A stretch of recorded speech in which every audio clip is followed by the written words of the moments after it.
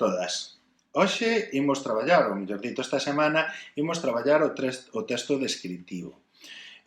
Imos ver as súas características lingüísticas e tamén os seus ámbitos de uso.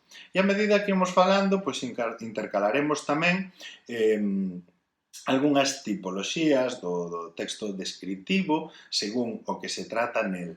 Sí? Pero iremoslo facendo moi poquinho a pouco, para non meter unha lista enorme desas tipoloxías de texto descritivo. Entón, o texto descritivo, lembramos que era aquel que nos explicaba como era un ser, un obxecto, unha paisaxe ou un sentimento. Si, tamén podemos describir sentimentos.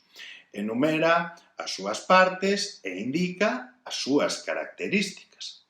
En canto a tipoloxías xerais da descripción segundo como expresan a realidade, tiñamos dúas. A primeira, a descripción obxectiva, a segunda, a subxectiva. A obxectiva procura dar unha visión o máis realista posible. A subxectiva, é dicir, a que non está xa tan centrada nas características do obxecto, sino como o suxeito a ve. Esta é a pista para lembrar sempre cal é cada unha.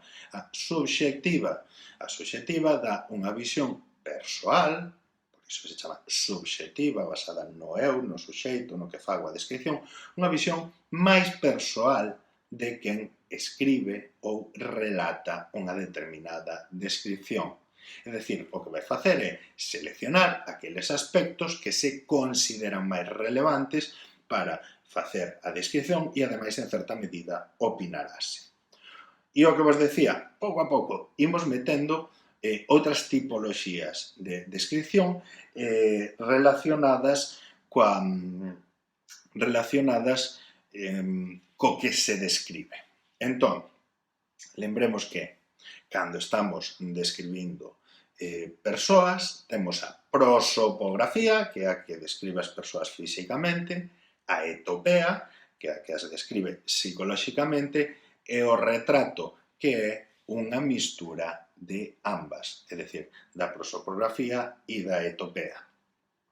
Agora, en canto ás características lingüísticas, a descripción normalmente basease nunha organización por partes da información e en moitos casos seguindo un criterio espacial, é dicir, eu podo describir unha persoa pois falando de como é o seu rostro inicialmente, centrándome nos ollos, o nariz, a boca, o conxunto do rostro e dai baixar a describir o conxunto do seu corpo, falando de como ten o pescozo, os ombros, o torso, os brazos e demais, até chegar aos dedos dos pés.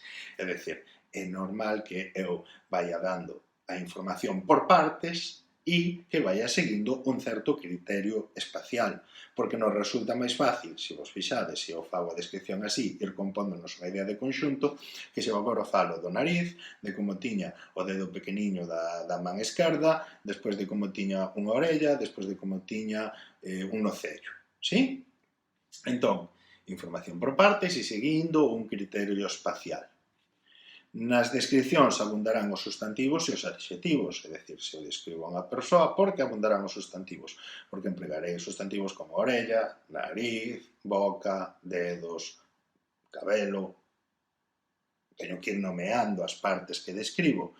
E os adxetivos, por que? Porque lles vou dar características e para isto empregamos fundamentalmente adxetivos. Grande, fermosa, revirada, forte.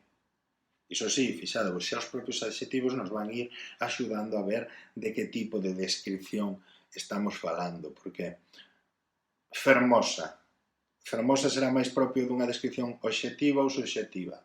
Fermosa remítenos a un gusto. Entón, dicir que alguén ten un nariz fermoso, non é o caso, que alguén ten un nariz fermoso levaríanos unha descripción subxectiva, porque está facendo unha valoración por parte do suxeito. Entón, uso abundante de adxetivos e de sustantivos nas descripcións, porque temos que nomear as cousas, persoas, ou, mellor dito, as partes das cousas, persoas ou características dos sentimentos e irlles dando cualidades. Abundantes, oracións coordinadas, porque eu podo ir falando de como tiña o nariz, os ollos, a boca, as orellas, e irei construindo oracións coordinadas nas que non hai unhas oracións máis importantes que outras. Por qué? Porque describo por partes, esta parte así, esta parte da outra maneira, non hai unha categorización de importancia nese sentido. Comparacións. Sí, tiña as orellas grandes como un elefante. Tiña o nariz como dun porco. Estou establecendo comparacións. Por qué? Porque axudan a transmitir, a visualizar por parte do receptor da nosa comunicación os elementos descritos. E estruturas atributivas. Que eran as estruturas atributivas? As oracións formadas cos verbos ser, estar ou parecer.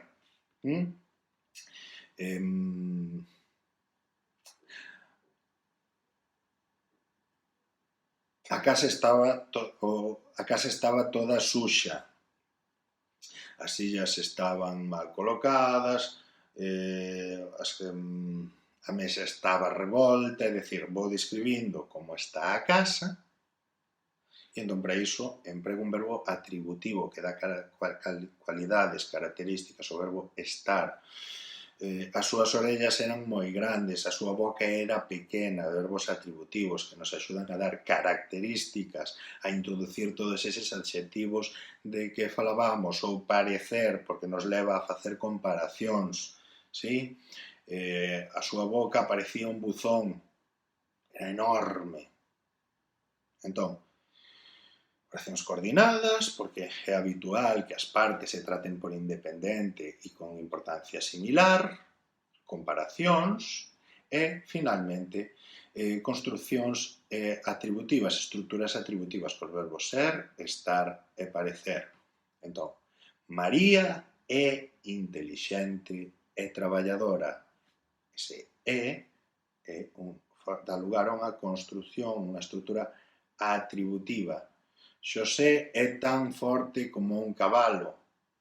Está comparando a forza de Xosé coa dun cabalo. E esa camisola parece un trapo vello. Comparamos a camisola con un trapo vello co verbo parecer. E, finalmente, encontraremos nas descricións moitos mecanismos de cohesión textual, é dicir, dicíamos hai un pouquiño que nas descricións vamos moitas veces describindo partes do descrito e que seguimos un criterio espacial.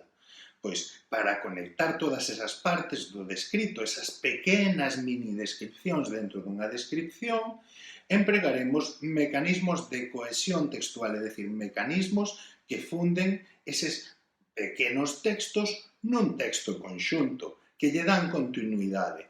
Así, por exemplo, empregaremos conectores. No caso dunha cronoloxía, da descripción dun tempo, empregaremos conectores temporais. Primeiro aconteceu tal cousa, despois tal outra, a continuación, finalmente, ¿sí? Este tipo de conectores, neste caso, temporais, pero tamén podemos empregar conectores espaciais ou conectores que dan outro tipo de continuidades aos textos.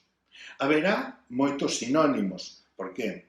Porque se eu me teño que referir varias veces a unha mesma parte do corpo, por exemplo, nunha descripción, pois unhas veces falarei da cabeza ou outras da testa ou similares. É dicir, lembrade que os sinónimos, na medida en que nos van falando de diferentes realidades con distintos nomes, axudan a cohesión textual de maneira que seguimos falando de determinados obxetos, de determinados seres, pero facendo o discurso máis agradable e non tan repetitivo. E, finalmente, pois, emplearemos, por exemplo, hipónimos ou hiperónimos. Por qué? Porque se eu estou describindo físicamente a unha persoa, inicialmente podo empregar o hiperónimo para decir que falarei das súas extremidades e despois os seus correspondentes hipónimos, os brazos, as pernas, para referirme a aqueles sustantivos, a aquelas realidades que son parte desa categoría xeral, pero dunha maneira máis específica. E, ademais, se vos fixades, isto axúdanos a seguir un criterio espacial, a facer esa organización da información por partes da que falábamos. Aquí que falamos da organización por partes da información relacionado coas características lingüísticas da descripción, falaremos tamén de dous tipos de descripción moi particulares relacionados cos obxetos, cos espazos, pero principalmente coa súa representación. Así teremos as iconografías e as topografías. As iconografías describen imaxes, é dicir, describen retratos, describen cadros, describen estatuas, e as topografías describen lugares. Lembrade que esta se relaciona coa palabra toponimia, nome de lugares, antroponimia, nomes de persoas. Pois aquí, topografía, grafía e deseño de lugares, é dicir, descripción de lugares, topografía e iconografía, deseño de iconos, descripción de iconos, que serían os iconos, os retratos, os cadros, as estatuas. E, finalmente, chegamos aos ámbitos de uso das descripcións, é dicir, os ámbitos de uso influen a tipoloxía dos textos descriptivos. Habitualmente, relacionados con cada ámbito de uso ou con grupos de ámbitos de uso, tenderemos máis a encontrar descripcións obxectivas, é dicir, máis centradas no obxecto, máis realistas, ou subxectivas, máis centradas na opinión do emisor sobre aquilo que describe, máis opinativas. Entón, en canto a descripcións habitualmente obxectivas, centradas en determinados ámbitos de uso, pois teremos as descripcións de ámbito académico-científico, as descripcións de ámbito xornalístico, cando falamos de noticias, é dicir, onde se representa a realidade tal como é, e non buscamos xa tanto a opinión do xornalista que está falando sobre un determinado tema, e o ámbito xurídico-administrativo. É moi simple. Por que estas descripcións tenderán a ser obxectivas? Pois, se estamos no ámbito académico-científico, non esperamos que un científico ou unha científico que este vendo unha molécula ou, unha célula ao microscopio, nos vai a decir, mirade que linda célula. Non, describirános as súas partes formantes e as súas características da maneira máis obxectiva posible.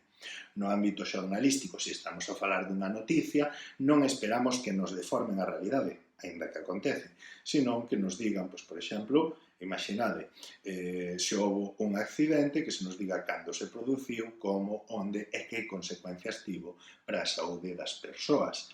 E, finalmente, en canto ao ámbito xurídico-administrativo, se eu cubro un papel facendo unha reclamación á administración, indicarei que estou reclamando, por que, en base a que, da maneira máis obxectiva posible, para que me acepten a trámite a miña solicitude. E no ámbito xurídico, pois, por suposto, a priori, a xustiza débese centrar nunha serie de leis e normas, nunha descripción de feitos e en como esas leis e normas se aplican a feitos obxectivos e non a opinións valorativas dos xuíces, do xurado ou similares. E, finalmente, pola contra, teremos descripcións máis subxectivas tamén nunha serie de ámbitos. No ámbito xornalístico tamén, pero nos artigos de opinión. É dicir, se eu estou lendo un xornal e leo unha columna de opinión, alguén estáme describindo unha realidade e dicíndome como ela ve, como a interpreta. Así que xa vedes que, segundo a tipoloxía de noticias ou artigos de opinión, podemos encontrar descripcións máis subxectivas ou obxectivas no ámbito xornalístico. Onde si esperaremos sempre descripcións subxectivas? No ámbito publicitario, porque, aínda que na publicidade hai que manter unha ética e non dar características falseadas, erróneas, interesadas dos produtos que se publicitan, si é verdade que cando eu teño un anuncio publicitario, o publicista está tentando transmitirme unha certa emoción. Todos sabedes aquilo de que a Coca-Cola non se describe nos anuncios explicando o seu sabor, senón intentando que o destinatario do anuncio perciba que ese refresco o leva a unha determinada sensación de vivir, a un determinado estilo de vida. É dicir, hoxe en día, moitos coches, por exemplo, non se venden na publicidade dicindo cal é o seu consumo de carburantes, cal é o seu nivel de seguridade, senón transmitindo o que é a sensación de conducir un determinado coche e incluso nunha descripción subxectiva como te van a ver as outras persoas cando ti estás conducindo ese vehículo. Entón, a publicidade. E despois, finalmente, o ámbito literario.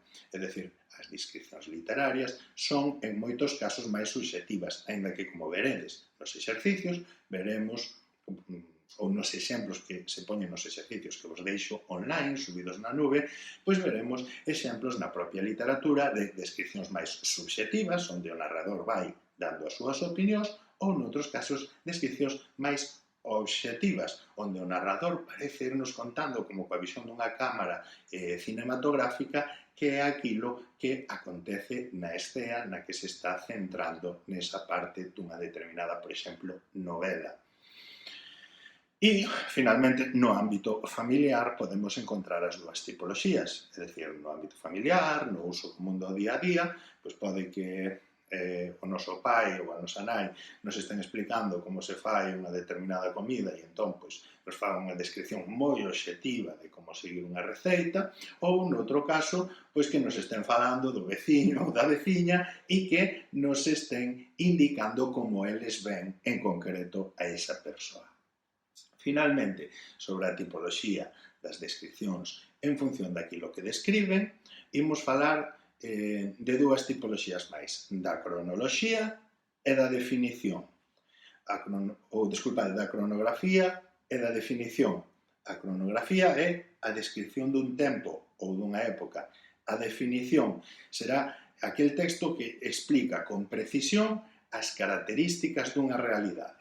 Fixadevos neste caso, por exemplo, aínda que a historia sexa unha ciencia, das cronografías podemos explicar descripcións un poquinho máis subxectivas, descripcións un poquinho máis subxectivas que no caso das definicións. Por qué? Porque se a mí me estás contando un tempo histórico, pode que en algúns aspectos sexas máis ou menos valorativo, aínda que o fundamento debería ser obxectivo, porque xa digo, a historia é unha ciencia. En cambio, nunha definición dun diccionario non agardamos unha descripción subxectiva, valorativa ou opinativa por parte das persoas que traballan na redacción dese diccionario, sino que esperamos que nos explique con precisión as características, é dicir, de maneira obxectiva, as características dunha realidade. Entón, xa digo, quedavos en internet uns exercicios con exemplos de textos das diferentes tipoloxías de descripcións e, ademais, pídesevos que fagades unha breve descripción concreta. E, sen máis, por aquí quedamos. Alégrome moito de estar con vos. Calquera cousiña que queirades, calquera dúbida que teñades, sabedes que me podedes enviar polo noso chat. Facedes exercicios, que son moi simples e, ademais, estou moi contento porque estades facendo até este momento. E nada máis, lembrade ese hashtag tan importante, eu fico na casa, ainda que agora xa podemos comezar a sair pouquinho a pouco, pero facedeo sempre con responsabilidade. E nada máis, veña, que teño ganas de ver vos. Un abrazo, chao.